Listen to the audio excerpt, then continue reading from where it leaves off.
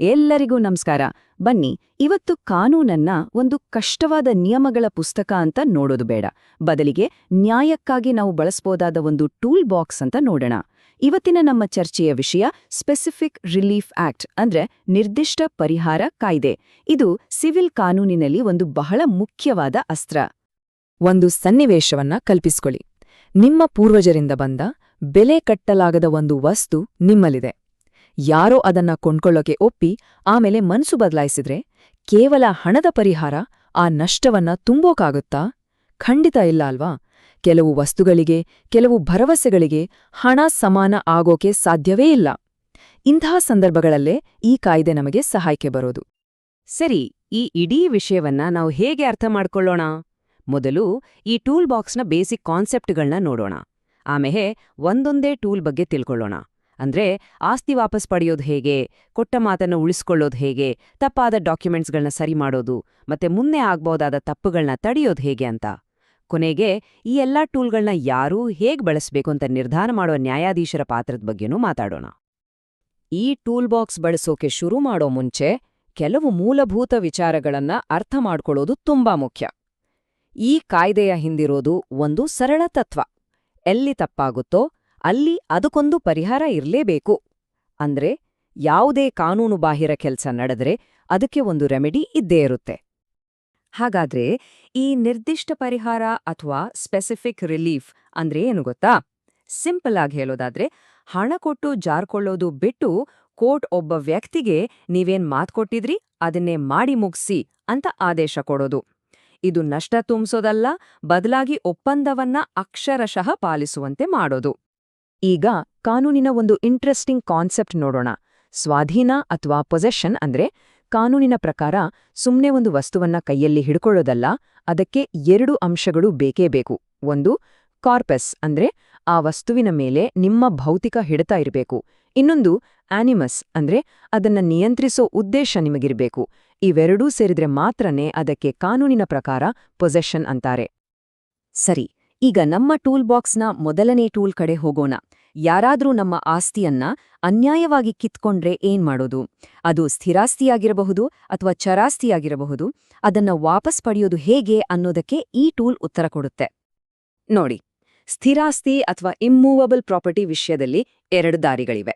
ಒಂದು ಸೆಕ್ಷನ್ 5 ಪ್ರಕಾರ ನಿಮ್ಮ ಮಾಲೀಕತ್ವದ ಹಕ್ಕನ್ನ ಅಂದ್ರೆ ಟೈಟಲ್ ಅನ್ನ ಸಾಬೀತು ಮಾಡೋದು.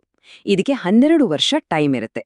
ಆದ್ರೆ ನಿಂಗೆ ತಕ್ಷಣ ಪರಿಹಾರ ಬೇಕು ಅಂದ್ರೆ ಅದಕ್ಕಿರೋದೆ ಸೆಕ್ಷನ್ 6. ಯಾರಾದ್ರೂ ನಿಮ್ಮನ್ನ ಕಳೆದ 6 ತಿಂಗಳ ಒಳಗೆ ಬಲವಂತವಾಗಿ ಆಸ್ತಿಯಿಂದ ಹೊರಹಾಕಿದ್ರೆ ಸಾಕು, ನೀವು ಈ ಸೆಕ್ಷನ್ ಕೆಳಗೆ ಕೇಸ್ ಹಾಕ್ಬಹುದು. ಇದರ ಮುಖ್ಯ ಉದ್ದೇಶ ಏನ್ ಗೊತ್ತಾ? ಯಾರೂ ಕಾನೂನನ್ನ ತಮ್ಮ ಕೈಗೆ ತಗೋಬಾರ್ದು ಅನ್ನೋದನ್ನ ಖಚಿತಪಡಿಸೋದು. ಇನ್ನು ಚರಾಸ್ತಿ ಅಂದ್ರೆ ಮೂವಬಲ್ ಪ್ರಾಪರ್ಟಿ ವಿಚಾರಕ್ಕೆ ಬಂದ್ರೆ ಸೆಕ್ಷನ್ 7 ಮತ್ತು 8 ಇವೆ. ಸೆಕ್ಷನ್ 7ರಲ್ಲಿ ಕೋರ್ಟ್ ಆ ವಸ್ತುವನ್ನ ವಾಪಸ್ ಕೊಡಿಸಬಹುದು ಅಥವಾ ಅದಕ್ಕೆ ಸಮನಾದ ಹಣ ಕೊಡಿಸಬಹುದು. ಆದ್ರೆ ಸೆಕ್ಷನ್ 8 ಇದೆಯಲ್ಲ, ಅದು ವಿಶೇಷ ಸಂದರ್ಭಗಳಿಗೆ, ಅಂದ್ರೆ ಆ ವಸ್ತು ತುಂಬಾ ವಿಶಿಷ್ಟವಾಗಿದ್ದಾಗ. ಉದಾಹರಣೆಗೆ, ಒಂದು ಅಪರೂಪದ ಕಲಾಕೃತಿ ಅಥವಾ ನಿಮ್ಮ ಅಜ್ಜ ಅಜ್ಜಿ ಕಾಲದ ಒಂದು ಒಡವೆ ಅಂದ್ಕೊಳ್ಳಿ. ಅದಕ್ಕೆ ಬೆಲೆ ಕಟ್ಟೋಗಾಗತ್ತಾ? ಇಲ್ಲ. ಅಂಥ ಟೈಮಲ್ಲಿ ಕೋರ್ಟ್ ಹಣ ಬೇಡ, ಅದೇ ವಸ್ತುವನ್ನೇ ವಾಪಸ್ ಕೊಡಬೇಕು ಅಂತ ಆದೇಶ ಮಾಡುತ್ತೆ. ಆಸ್ತಿ ಆಯ್ತು.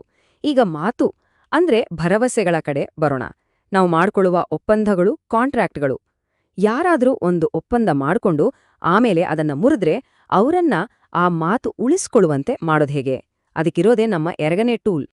ಉದಾಹರಣೆಗೆ, ಒಬ್ರು ನಿಮ್ಗೆ ಒಂದು ನಿರ್ದಿಷ್ಟ ಮನೆಯನ್ನ ಮಾರೋಕೆ ಒಪ್ಪಿ ಆಮೇಲೆ ಹಿಂದೆ ಸರಿದ್ರೆ ದುಡ್ಡು ಬೇಗ ನಂಗೆ ಆ ಮನೆನೇ ಬೇಕು ಅಂತ ಕೋರ್ಟ್ ಆದೇಶ ಮಾಡಬಹುದು. ಇದನ್ನೇ ನಿರ್ದಿಷ್ಟ ನಿರ್ವಹಣೆ ಅಥವಾ ಸ್ಪೆಸಿಫಿಕ್ ಪರ್ಫಾರ್ಮೆನ್ಸ್ ಅಂತ ಕರೆಯೋದು. ಇದು ನಷ್ಟಪರಿಹಾರಕ್ಕಿಂತ ಒಂದು ಹೆಜ್ಜೆ ಮುಂದೆ ಹೋಗಿ ಕೊಟ್ಟ ಮಾತನ್ನ ಪಾಲಿಸಲೇಬೇಕು ಅಂತ ಒತ್ತಾಯಿಸುತ್ತೆ. ಆದ್ರೆ ಕೋರ್ಟ್ ಎಲ್ಲಾ ಕಾಂಟ್ರಾಕ್ಟ್ಗಳನ್ನು ಹೀಗೆ ಜಾರಿ ಮಾಡಲ್ಲ. ಸೆಕ್ಷನ್ 14ನಲ್ಲಿ 4 ಮುಖ್ಯ ಕಾರಣಗಳನ್ನ ಹೇಳಿದ್ದಾರೆ.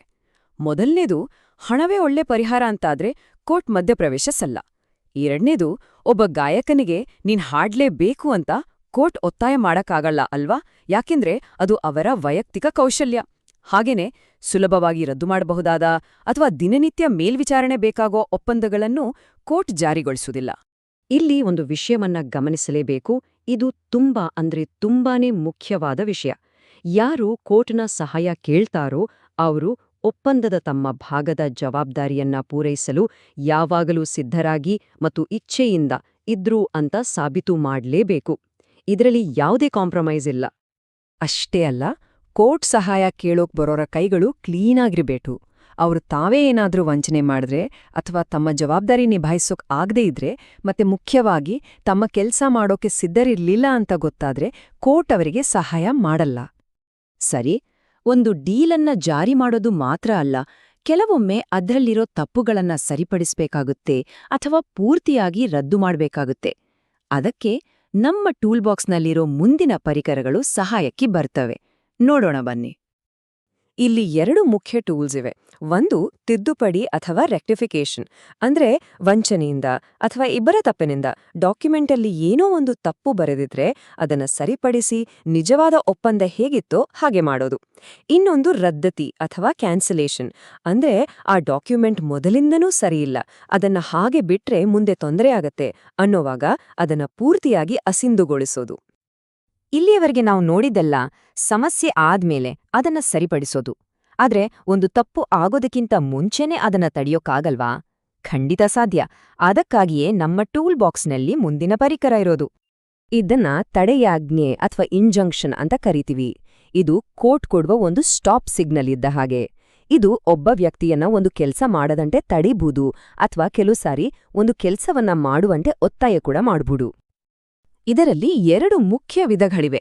ತಾತ್ಕಾಲಿಕ ತಡೆಯಾಜ್ಞೆ ಅಂದ್ರೆ ಕೇಸ್ ನಡೆಯೋವರೆಗೂ ಮಾತ್ರ ಪರಿಸ್ಥಿತಿ ಹಾಗೇ ಇರ್ಲಿ ಅಂತ ಕೊಡೋದು. ಆದ್ರೆ ಶಾಶ್ವತ ತಡೆಯಾಜ್ಞೆ ಅಂದ್ರೆ ಕೇಸ್ ಪೂರ್ತಿಯಾಗಿ ಮುಗಿದ ಮೇಲೆ ಎಲ್ಲಾ ವಿಚಾರಣೆ ಮಾಡಿ ಫೈನಲ್ ಆಗಿ ಕೊಡೋದು. ಹಾಗಿದ್ರೆ ಕೋರ್ಟ್ ಯಾವಾಗ ಬೇಕಿದ್ರೂ ಯಾರಿಗ್ ಬೇಕಿದ್ರೂ ಇಂಜಂಕ್ಷನ್ ಕೊಡ್ಬೋದಾ? ಇಲ್ಲ. ಈ ಶಕ್ತಿಯುತವಾದ ಪರಿಕರಕ್ಕೂ ಕೆಲವು ಮಿತಿಗಳಿವೆ. ಹಾಗಾದ್ರೆ ಯಾವಾಗ ಕೋರ್ಟ್ ತಡೆಯಾಜ್ಞೆ ಕೊಡೋಕೆ ನಿರಾಕರಿಸುತ್ತೆ? ಸೆಕ್ಷನ್ 41ರಲ್ಲಿ ಕೆಲವು ಕಾರಣಗಳನ್ನ ಹೇಳಿದ್ದಾರೆ. ಇದರಲ್ಲಿ 2 ವಿಷಯಗಳು ತುಂಬಾ ನಿರ್ಣಾಯಕ. ಒಂದು, ಬೇರೆ ಯಾವುದಾದ್ರೂ ಪರಿಣಾಮಕಾರಿ ಪರಿಹಾರ ಲಭ್ಯವಿದ್ರೆ ಕೋರ್ಟ್ ಇಂಜಂಕ್ಷನ್ ಕೊಡಲ್ಲ. ಇನ್ನೊಂದು, ಇಲ್ಲಿ ಒಂದು ಲಾಜಿಕ್ ನೋಡಿ. ಯಾವ ಕಾಂಟ್ರಾಕ್ಟ್ ಅನ್ನ ಕೋರ್ಟ್ ಜಾರಿ ಮಾಡೋಕ್ಕಾಗಲ್ವೋ ಆ ಕಾಂಟ್ರಾಕ್ಟ್ ಮುರಿಯೋದನ್ನ ತಡೆಯೋಕ್ಕೂ ಇಂಜಂಕ್ಷನ್ ಕೊಡಲ್ಲ. ಮತ್ತೆ ಸಹಾಯ ಕೇಳೋ ವ್ಯಕ್ತಿಯೇ ತಪ್ಪು ಮಾಡಿದ್ರೆ ಆಗಲೂ ತಡೆಯಾಜ್ಞೆ ಸಿಗಲ್ಲ. ಸರಿ, ಈಗ ನಾವು ಈ ಇಡೀ ಕಾಯ್ದೆಯ ಅತ್ಯಂತ ಪ್ರಮುಖವಾದ ಭಾಗಕ್ಕೆ ಬಂದಿದ್ದೇವೆ. ಈ ಎಲ್ಲಾ ಟೂಲ್ಸ್ ಇದ್ರೂ ಅದನ್ನ ಯಾರೋ, ಯಾವಾಗ ಮತ್ತೆ ಹೇಗೆ ಬಳಸ್ಬೇಕು ಅಂತ ತೀರ್ಮಾನಿಸೋದ್ಯಾರೋ? ಅದುವೇ ನ್ಯಾಯಾಧೀಶರು. ಸೆಕ್ಷನ್ 20ರಲ್ಲಿ ಬರುವ ಈ ಒಂದು ವಾಕ್ಯದಲ್ಲೇ ಈ ಪೂರ್ತಿ ಕಾಯ್ದೆಯ ಸಾರಾಂಶ ಅಡಗಿದೆ. ಇದರರ್ಥ ಈ ಪರಿಹಾರಗಳೆಲ್ಲ ನಮ್ಮ ಆಟೋಮ್ಯಾಟಿಕ್ ಹಕ್ಕುಗಳಲ್ಲ. ಕೇವಲ ಕಾನೂನಿನಲ್ಲಿ ಅವಕಾಶ ಇದೆ ಅನ್ನೋ ಕಾರಣಕ್ಕೆ ಕೋರ್ಟ್ ಪರಿಹಾರ ಕೊಡ್ಲೇಬೇಕು ಅಂತಿಲ್ಲ. ಇದು ನ್ಯಾಯ ಮತ್ತು ಸಮಾನತೆಯ ಆಧಾರದ ಮೇಲೆ ನ್ಯಾಯಾಧೀಶರು ತಮ್ಮ ವಿವೇಚನೆ ಬಳಸಿಕೊಡುವ ಪರಿಹಾರವಾಗಿದೆ. ಹಾಗಾದ್ರೆ ನ್ಯಾಯಾಧೀಶರು ತಮ್ಮ ವಿವೇಚನೆಯನ್ನ ಹೇಗೆ ಬಳಸ್ತಾರೆ? ಅವರು ಕೆಲವು ವಿಷಯಗಳನ್ನ ನೋಡ್ತಾರೆ. ಉದಾಹರಣೆಗೆ, ಈ ಒಪ್ಪಂದದಿಂದ ಒಂದು ಪಕ್ಷಕ್ಕೆ ಅನ್ಯಾಯವಾಗಿ ಲಾಭ ಆಗ್ತಿದ್ಯಾ, ಇನ್ನೊಂದು ಪಕ್ಷಕ್ಕೆ ಅನಿರೀಕ್ಷಿತ ಕಷ್ಟ ಎದುರಾಗುತ್ತಾ, ಮತ್ತೆ ಸಹಾಯ ಕೇಳೋಕೆ ಬಂದಿರೋ ವ್ಯಕ್ತಿಯ ನಡತೆ ಸರಿಯಿದ್ಯಾ?